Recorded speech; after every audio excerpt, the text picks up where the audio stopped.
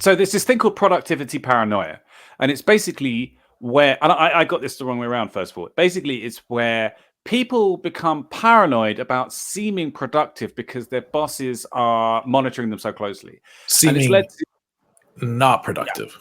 seeming unproductive. Yeah, so they don't want to get in trouble because they're not working because they're at home and they've got all this spyware installed, and it's terrible. It's pretty shitty overall. So scary. Mike's so. But anyway, we're going to chat about it today, and John's going to get a little bit upset. I'm going to get upset, and Mike's going to be quite reasonable, actually. I don't know about that. Yeah. Anyway, that's what I'm known for. Today's episode.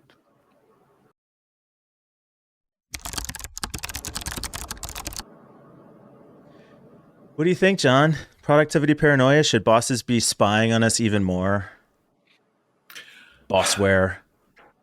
Like, no. Well, definitely not. I don't know. Crazy idea regarding productivity paranoia and working from home and being spied on. Crazy idea. I got it, I think. Okay? As an employer, maybe figure out how to, I don't know, measure productivity more effectively. Yeah. Question mark? Right? How would you do that, John? You want to, let's just, you know what? Let's just have an always on camera. And maybe let's throw together some sort of AI that uses a mix of motion capture and facial recognition to make sure that you're always at your desk. And if you're not at your desk for over 5 minutes, you're getting a little mark to be monitored by one of the overseer lords. What the fuck? So what's a better way? I don't know. I guess the first thing that comes to mind may be KPIs or like any form of goal setting, any form of threshold. And we can apply this to project work. We can apply this to ticket/task-based work. Like, this is not hard, yeah? If I'm a telemarketer and I need to have a conversion rate of cold calling, let's say a minimum of 100 people for 8 hours, and the conversion rate needs to be, I don't know, 5% acquisition rate for customers, and I hit that, don't fucking worry about what I'm doing.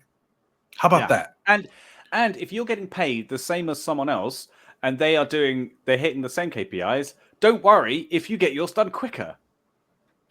Don't worry about it. That's it. Don't fucking worry about what I'm doing. If I'm delivering, I got deliverables. I'm delivering what I need to do. Okay? Yeah. I'm doing the work I'm meant to do. Don't worry about it.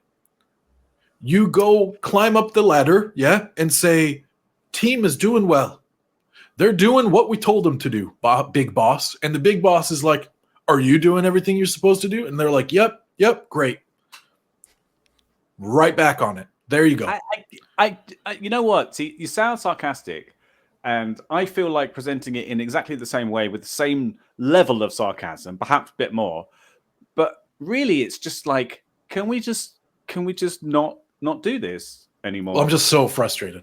Of course, I'm being sarcastic. The tone is, but I'm just so over it. My point is, I agree with it. It's hard not to talk about it sarcastic. But can we just no. I mean what I said. I had an overly angry and sarcastic tone, but I still mean it. Yeah. Stop overthinking. Dude, how much? If you're thinking about what are my employees doing right now, if you're that fucking paranoid, maybe you shouldn't be in business. Maybe running a business isn't for you. If you can't measure productivity in any way beyond a camera, something's wrong. What do you think, Mike? You shouldn't be running a business. So not every job can be as easily measured as, the number of times you connect a phone call and how many sales you close. Just give me an example.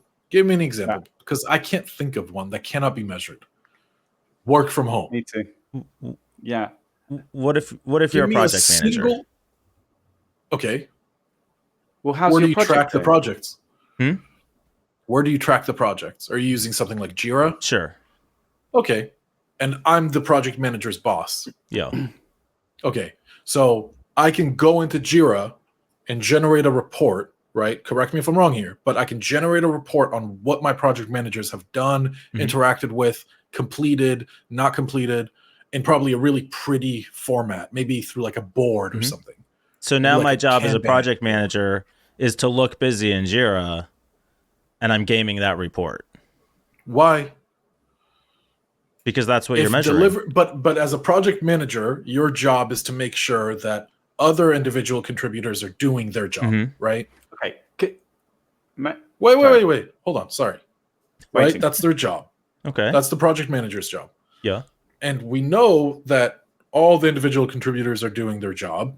How do we know unless you're saying that there's like a systematic gaming of the system here. Well, I mean, ultimately that is what I'm getting at, is that people... But there is code reviews. So if, let's say that these are coders. Yeah, let's say these are coders. And they submit code to GitHub or any version control. And then the managers, the technical leads, are reviewing their code and approving it, right? That means that they're not gaming the system and they're not just blank contributions. There is actually meat on the bones. So when But it also doesn't mean that I'm doing anything as a project manager. And that system could also be gamed. So I could get by for months doing this before anybody catches on. Okay, so what you're saying is that you would catch them if the camera is on them. No, looking at what they're doing. This is what I was interrupting before. So you're saying you would catch them when you're watching the screen. I'm saying no. I'm not saying that at all. I'm going to give Mike the benefit of the doubt and say that he's playing devil's advocate here because he surely can't believe that results-based performance tracking is a bad thing. I think it ultimately makes sense, but is a system that can be gamed. So in the long run, could I have a job that I never do forever? No. Right. Could I have a job that I never do for weeks, months? Yeah, probably. Any system can be gamed, though. Sorry, let me ask this question, please.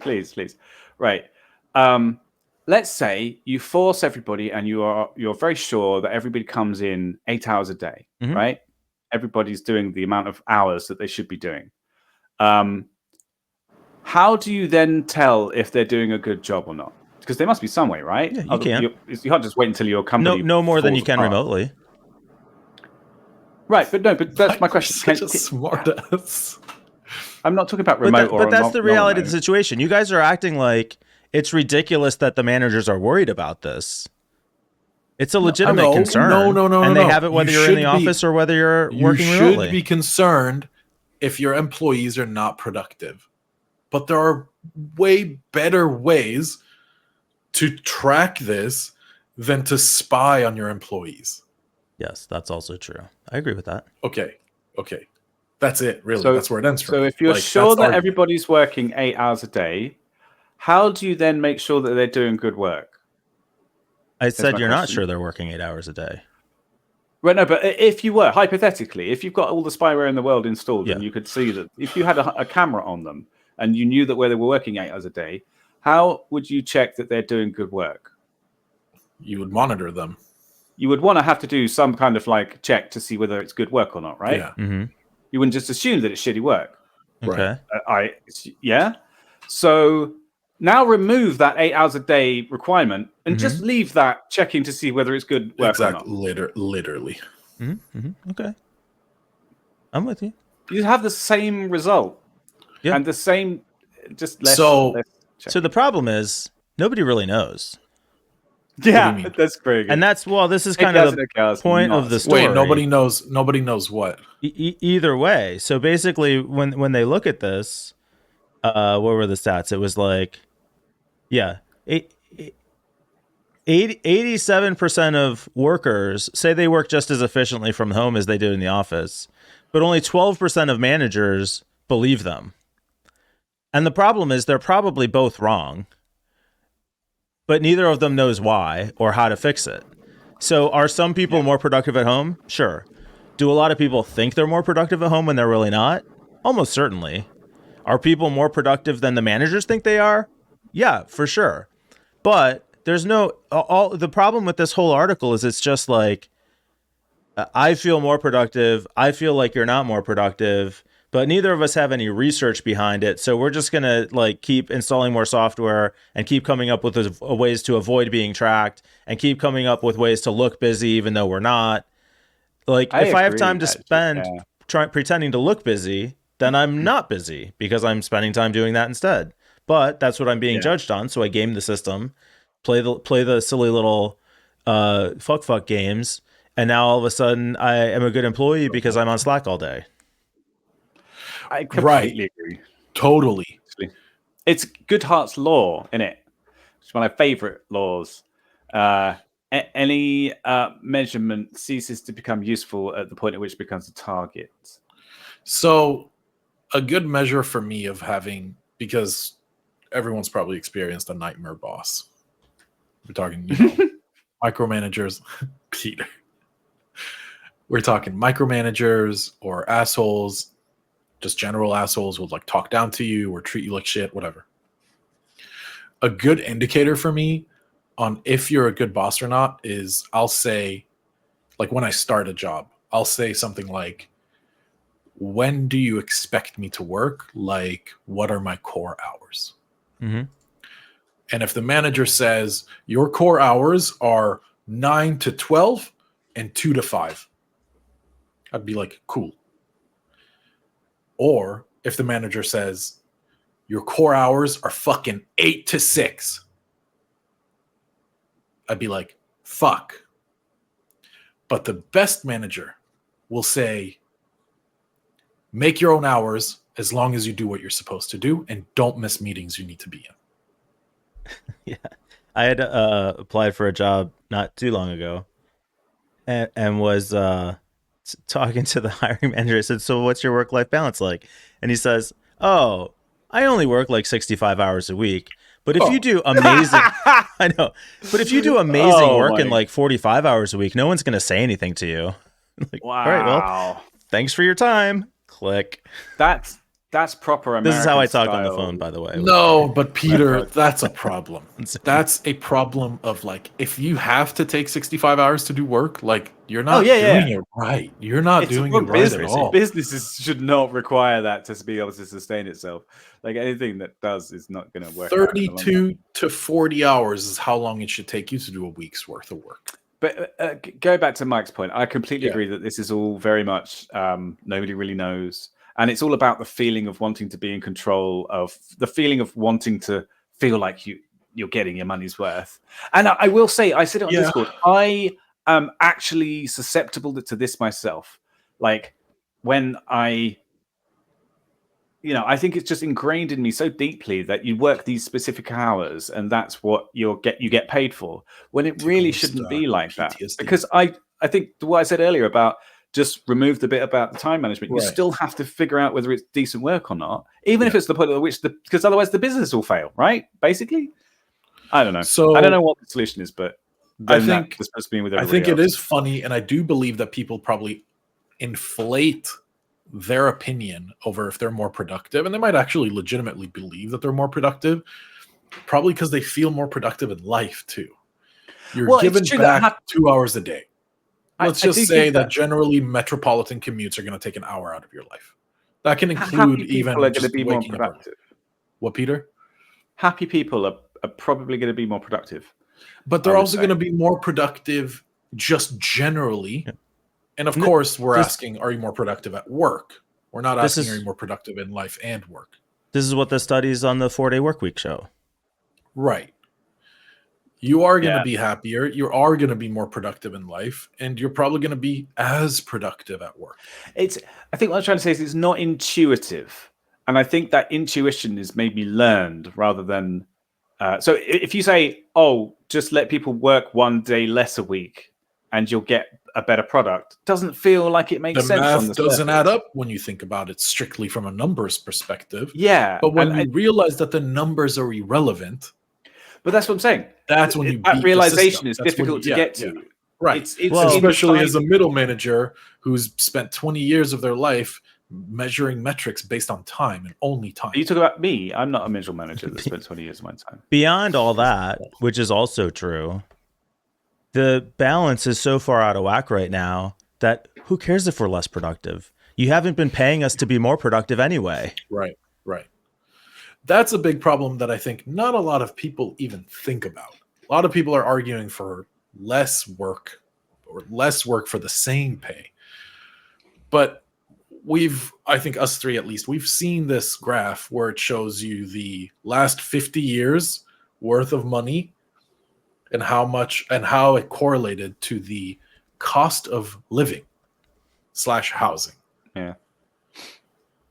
So back in the 1960s, yeah, you washed cars for a living, like you can fucking buy a house.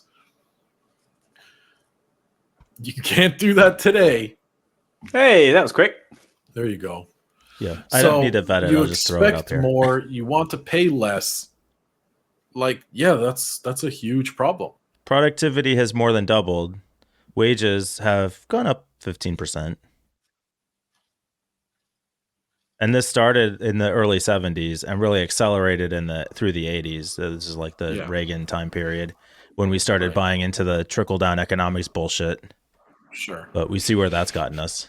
The people who have benefited from it love it. It sounds good in theory. Just doesn't work in reality. Oh, you love conspiracy theories. Here's my conspiracy theory. I believe that middle managers and employers want you back in the office because you will be able to interview less. Oh, no, I don't think that's a conspiracy. That's very reasonable. Yeah. Yeah. Something no one's talking about. I don't know if that's an explicit reason. I mean, how long does interviewing take? Well, maybe. Turnover has never been higher across the board. Sure, but that's a lot of expense to go to not have somebody. Like, it costs them more to have people in an office. No, but there's already paying for the lease and the insurance. Right, but that's a more important reason why they want people back in than to keep them from interviewing. Yes, but think about this. The cost of, I forget what the numbers were exactly, but it was like an employee only becomes fully efficient at like 6 to 9 months. Sure.